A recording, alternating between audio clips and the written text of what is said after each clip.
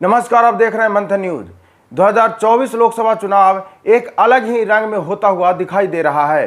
बिहार में भी कई ऐसी सीटें हैं जहां पर मुकाबला द्विकोणीय न होकर त्रिकोणीय हो चला है।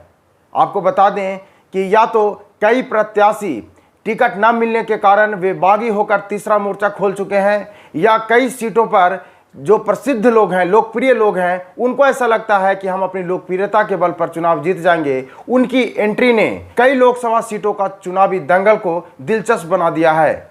बिहार में वैसी ही एक सीट पूर्णिया लोकसभा की सीट है। आपको बता दें कि पूर्णिया लोकसभा सीट पर सबसे ज्यादा चर्चा पप्पू यादव को लेकर के है।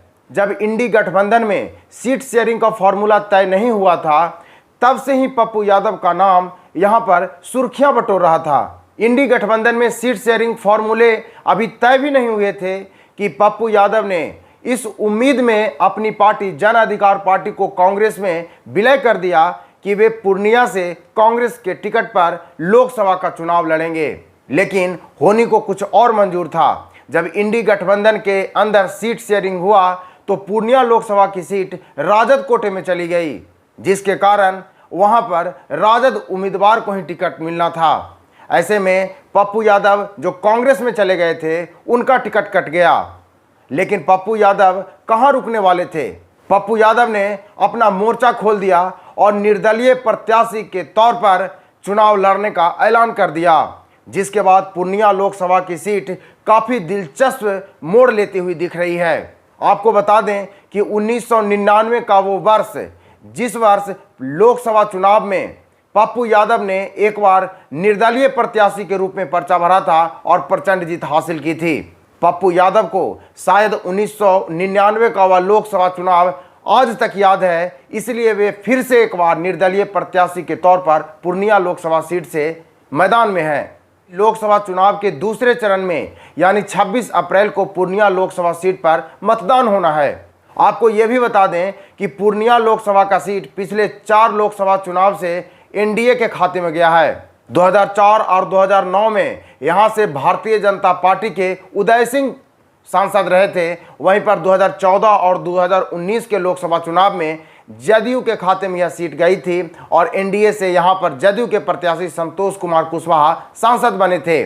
इस बार भी पूर्णिया लोकसभा की सीट पर एनडीए के तरफ से जदयू प्रत्याशी संतोष कुमार कुशवाहा हैं। वहीं पर राजद के तरफ से इस बार पूर्णिया लोकसभा सीट पर संतोष कुमार कुशवाहा और पप्पू यादव को चुनौती देती हुई दिखेंगी बीमा भारती। लेकिन पप्पू यादव की जो एंट्री पूर्णिया लोकसभा सीट में हुई है, उसने पूर्णिया लोकसभा के चुनाव को काफी दिलचस्प बना दिया है और लोग यह अनुमान नहीं लगा पा रहे हैं कि इस बार पूर्णिया लोकसभा की सीट कौन जीतेगा। लेकिन आपको बता दें कि पप्पू यादव की एंट्री ने राजद का खेल बिगाड़ दिया है, इंडी गठबंधन का खेल बिगाड़ दिया है, क्योंकि पप्पू यादव ने पहले ही अपनी पार्टी को कांग्रेस में विलय कर दिया था। ऐसे में आप देखेंगे तो पप्पू यादव यदि वोट काटेंगे तो वे राजद के बीमा भारती के वोट बैंक में ही सेंध लगाएंगे। आपको यह भी बता दें कि पप्पू यादव का पूर्णिया लोकसभा सीट में काफ़ी पैठ माना जाता है।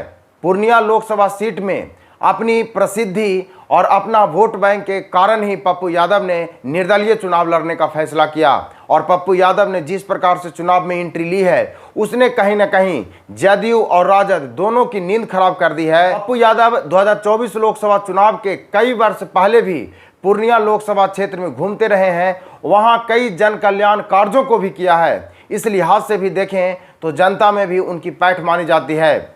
पप्पू यादव के एंट्री ने जिस प्रकार से पूर्णिया लोकसभा की सीट के चुनाव को दिलचस्प बनाया है, ऐसे में कोई भी पार्टी अपनी जीत के लिए आश्वस्त नहीं है। हालांकि कैमरे पर आकर के सभी प्रत्याशी अपनी जीत का दावा कर रहे हैं, लेकिन पप्पू यादव के आने से कहीं ना कहीं आरजेडी और जदयू का जो यह चुनावी रण है, वह कहीं ना कहीं त्रिकोणीय मुकाबले में तब्दील हो गया है।